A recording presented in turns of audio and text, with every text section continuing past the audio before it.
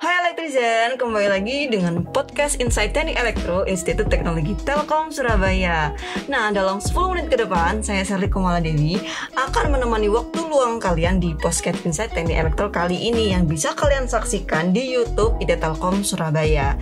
Nah, dalam podcast kali ini kita kedatangan narasumber spesial mahasiswa Prodi Teknik Elektro Institut Teknologi Telkom Surabaya yang punya segudang prestasi. Langsung aja kita sapa ya.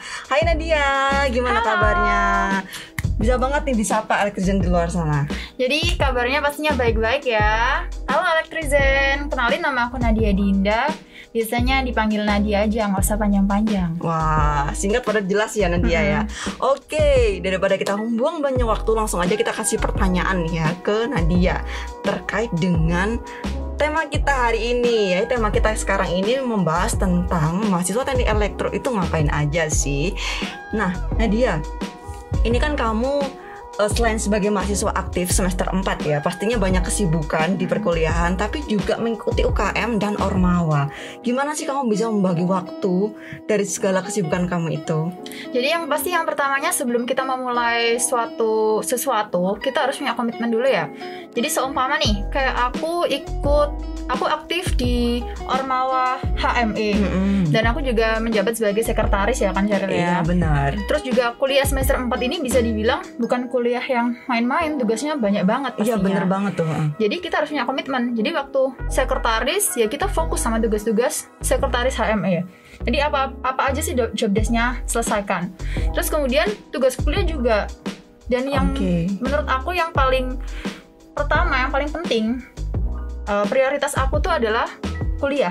Di mana-mana pasti kuliah. Kalau kita nggak kuliah, aku nggak mungkin dong bisa jadi sekretaris HME kan. Bener kayak banget. gitu sih. Jadi yang pertama pasti komitmen. Ya, dan teman-teman, juga tahu namanya tanggung jawab. Oke. Jadi poin utamanya supaya kalian bisa fleksibel membagi waktu di tengah kesibukan kalian, kan harus punya komitmen ya, dari membagi waktu untuk perkuliahan, tapi juga bisa nih untuk menyediakan waktu mengerjakan tugas-tugas di Ormawa ataupun di UKM yang kalian ikuti. Nah, untuk pertanyaan kedua nih Nadia. Nadia ini kan ikut banyak lomba kan. Nah, salah satu lomba yang pernah diikuti Nadia ini InnoVillage. Ya di tahun 2021 Nadia ini ikut InnoVillage, salah satu lomba inovasi yang untuk inovasinya digunakan mempermudahkan kehidupan masyarakat, di mana Nadia dan timnya ini berhasil mensabat salah satu juara di lomba tersebut. Bisa diceritakan nih Nadia, gimana sih lomba itu? Jadi ya benar banget yang dibilang Sherly. Jadi aku dan tim puji Tuhan dapat juara terbaik di bidang energi di lomba InnoVillage ini. Nah, jadi lomba InnoVillage ini itu lomba socialpreneurship. Jadi bahasanya yang bahasa gaulnya itu pengmas, pengabdian masyarakat kayak gitu ya. Jadi aku tuh ngambil di Desa Kalidahu di Blitar Selatan sana. Kenapa kok aku ngambil di Desa Kalidahu? Karena kan posisi aku juga di Jawa Timur nih. Kalau terlalu jauh kan juga ntar akomodasinya juga mahal, dan biaya perjalanan, habis itu makan dan lain-lain itu kan juga pasti mahal. Jadi ambil yang deket-deket aja di Blitar. Karena di sana itu proporsi air bersih itu nggak merata. Masyarakat desa ada air, cuman mereka tuh nggak merasakan. Nggak kayak di Surabaya berarti ya. Kita di Surabaya bisa mandi ya, bisa mandi, bisa masak. Mereka di sana mah harus ambil dulu. Harus ambil dulu Pak. Nah jaraknya itu juga dari desanya mereka ke sumber air itu 1-3 kilo. Waduh, berarti mereka susah ya aksesnya ke air bersih ya? Kamu pernah bayangin nggak kalau orang-orang yang kekurangan air tuh kayak gimana? Harus ngantri-ngantri dulu kan? Beneran. Kayak gitu. Wah, ini parah banget ya. Makanya kamu memutuskan untuk membuat inovasi itu. Jadinya aku dan tim kebetulan banget melihat desa itu. Dan kita akhirnya bikin sebuah ide. Jadi, ini apa nih kira-kira? Kalau lihat permasalahannya ada air yang pertama. Terus habis itu yang kedua lampu jalan. Bisa nggak tuh nggak lampu jalan? Wah, kenapa? Tapi kalau lampu jalan kan masih bisa diatasi kan pakai senter atau lampu motor. Kalau air susah ya buat kehidupan sehari-hari. Jadi ya udah deh, aku buat air. Jadi nama produk yang aku buat itu Mizuwater. Jadi Mizuwater ini tuh bekerja dengan sumur bor otomatis, di mana sumur bornya itu dibor dengan kedalaman kurang lebih 30 meter. Nah, terus juga kita kan juga mikir kalau seumpama nih berarti kan harus memikirkan pompa yang benar-benar bagus, nggak cuma pompa yang abal-abal ya. Kan soalnya untuk memenuhi air satu desa, jadinya kita pakai pompa yang bisa ditaruh tempat dalam, namanya pompanya submersible pump. Jadi pompa itu dimasukkan ke kedalaman 30 meter. Nah terus kan sekarang udah zaman digital kan, apalagi aku kuliah di Telkom sini kan. Bener dong.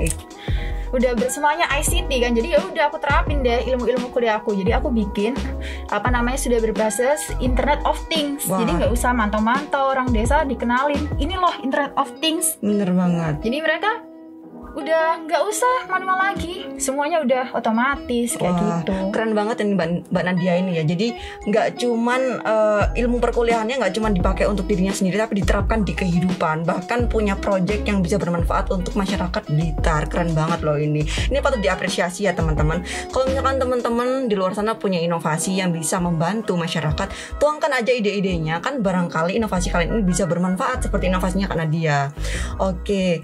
Kita bicara tentang prestasi nih, pasti prestasinya Nadia ini nggak cuma satu ya, nggak cuma InnoVillage, ada satu lagi inovasinya. Ini pasti tuh lomba di ITS ya. Tuh lomba apa Nadia kalau boleh tahu? LAI 2 COVID-19 itu waktu lomba lagi pandemi, awal-awal pandemi waktu aku masih semester 2 itu. Wah, keren itu tuh. sublombanya robot. Jadi kita membuat sebuah inovasi. Dimana waktu itu inovasinya itu kelompok aku, ya, ada teman aku Adel sama Robin. Itu kita bikin robot namanya Rose. Wah, kayak gimana tuh Kak? Jadi robotnya itu kan sekarang kita tahu kan nakes kan akan berhubungan langsung dengan pasien. Iya, dan benar. itu pasti bahaya tertularnya kan sangat tinggi sekali. Iya, benar banget. Apalagi dimana nakes harus masih ngurusin orang banyak dan kalau ketularan akan kekurangan tenaga kesehatan. Iya, benar. Jadinya kita membuat sebuah robot di mana robot itu bisa nganterin barang-barang untuk pasien, nganterin makanan, kebutuhannya pasien.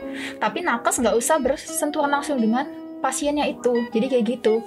Wah, jadi semuanya udah pakai robot kayak gitu ya Kak Syahril ya? Ya bener banget. Ini pas kita itu semester 2 ya, pada saat itu memang situasi Surabaya pandeminya memang lagi tinggi-tingginya, lagi bahkan zona merah ya. Iya, bahkan rumah sakit pun hampir kekurangan tenaga kerja dan para tenaga atau praktisi medis ini kerap kali mereka sangat rentan terdampak COVID karena harus interaksi dengan pasien COVID secara langsung. Nah ini bagus banget idenya Nadia saat itu ya, membuat robot yang memungkinkan interaksi jarak jauh antara perawat dan pasien kayak gitu. Teman-teman kalau misalkan punya inovasi di era pandemi ini pastinya diharapkan untuk selalu berinovasi karena barangkali itu bisa membantu Indonesia dalam meminimalisir COVID-19 yang sekarang ini mungkin sedang belum bisa mereda ya. Oke, kayak kan gitu. Bukan berarti kalau masa pandemi kita juga stop produktif. Oh, benar. Masa pandemi tetap produktif juga tetap dong. Oke, keren banget tuh Nadia.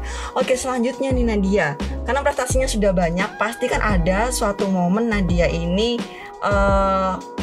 merasa bahwa kamu ingin mengikuti suatu hal yang sekiranya itu bisa meng-cover up prestasi kamu. Contohnya kayak misalkan Mawapres kayak gitu. Nah bisa ceritain dong Nadia, pas kamu ikut Mawapres itu gimana sih? Oke, jadi kebetulan banget aku juga adalah Mawapres atau Mawapres itu kepanjangannya mahasiswa berprestasi, dan aku mewakili IT Telkom Surabaya ini buat lanjut ke Mawapres tingkat nasional. Dan puji Tuhan banget dikasih kesempatan ya kan Kak Sherly ya. Alhamdulillah. Jadi sebenarnya Mawapres ini tuh ada 7 kandidat. Wah, Pilmapres sih sebenarnya namanya dulu. Persaingannya ketat banget nih pasti ya. Awalnya tuh Pilmapres namanya tuh ada 7 kandidat dari 7 prodi. Nah, masing-masing prodi ini tuh dipilih sama kaprodinya masing-masing, siapa yang mewakilin. Ya kan? Terus habis gitu dari prodi FTII ada seleksi internal prodi fakultas. Terus dari FTE juga ada seleksi internal fakultas. Nah, dan dia berhasil ya di FTE jadi ya. mewakilin FTE gitu kan. Habis itu kan FTE sama FTI, jadi kayak main bola gitu. Jadi dari 2 kandidat dari 2 fakultas ini kemudian alhamdulillah Nadia berhasil ya. Oke. Teman-teman semua elektrikan di luar sana mungkin bisa banget ya mendukung Nadia, mendoakan supaya Nadia bisa mewakili IT Telkom Surabaya menjadi Mawapres nasional. Amin. Supaya bisa jadi kebanggaan teknik elektro. Oke. Nah, prestasinya udah, mahasiswa aktif udah, cantik iya. Ada lagi nih salah satu prestasi yang tidak kalah membanggakan dari Nadia. Nadia ini sekarang sedang fokus membuat suatu perusahaan katanya. Wah, keren banget nih ya. Di semester 4, bayangkan. Di semester 4 dengan usia udah 20 tahun dia. OTW 20 tahun. OTW 20 tahun, tapi udah prepare buat perusahaan. Itu keren banget sih. Nadia bisa cerita dong. Iya, jadi aku juga lagi bikin perusahaan rintisan atau biasanya dibilang startup. Awalnya startup sih, namanya Real Energy. Nah, terus kan kan kita pingin lebih serius, lebih fokus. Akhirnya kita mengesahkan CV. Dimana sekarang CV-nya ganti nama Manufaktur Energi Nusantara. Dan kebetulan aku joinan sama teman-teman aku. Jadi kita bikin sama-sama. Teman-teman aku yang tim InnoVillage itu ada 3 orang kan Kak Shirley. Benar ya. Nah jadi aku sekarang tuh menjabatnya sebagai CEO ya. CEO kecil gitu, CEO muda. Nah, nggak apa dari kecil nanti udah sukses pasti jadi besar dong. Amin. Amin. Nah, terus habis itu teman-teman aku yang ketiga ini ada COO, bagian ada lapangan, yang satunya CTO untuk pengembangan teknologi. Dan kebetulan founder aku juga mensupport kita, sangat-sangat mensupport benar-benar untuk mengembangkan kayak gitu sih.